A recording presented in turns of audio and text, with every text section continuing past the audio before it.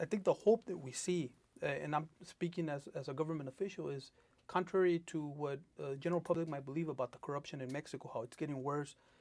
It's quite the opposite. It's the corruption in Mexico has gotten better throughout the years. The cooperation, the openness of the Mexican government, and that is also a reason why you're seeing the spike in violence.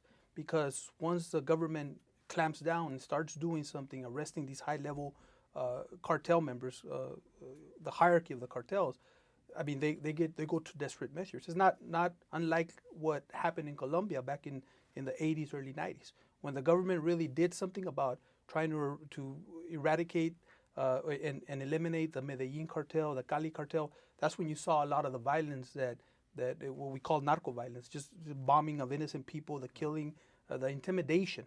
And that's the reason that a lot of the reason that the violence in Mexico has spiked.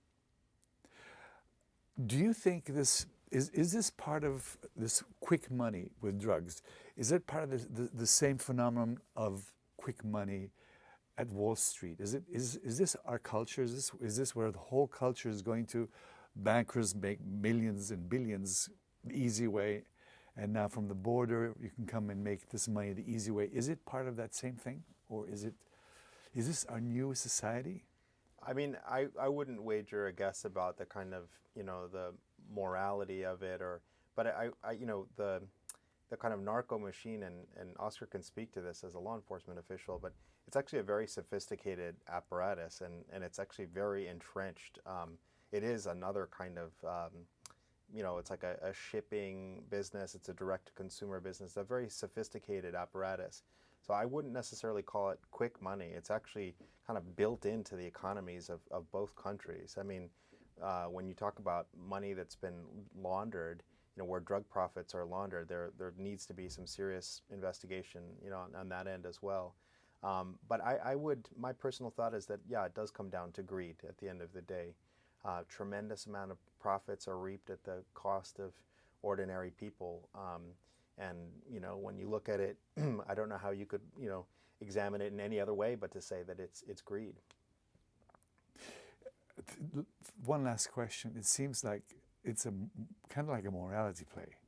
The United States keeps its morals where they are, and then Mexico sees an opportunity to go make some money on the basis of these strictures and morals. Like you said earlier, it was alcohol first. So if we had a different kind of United States, let's say a country more like Australia, which was not put together by Puritans but by convicts with a totally different morality, do you think we might not have these problems? Well, I think it's comparing apples to oranges. Australia, it's on its own, surrounded by water. With us, our main problem being the cartels are right in our backyard, and so just geographically, it's much easier for the Mexican cartels to affect the economy and the drug use in the United States. That's not to say we like I say in the film, we have a lot to do with that in a sense that supply and demand. We want it, and if we want it and the Mexican cartels can produce it, then they're going to do it.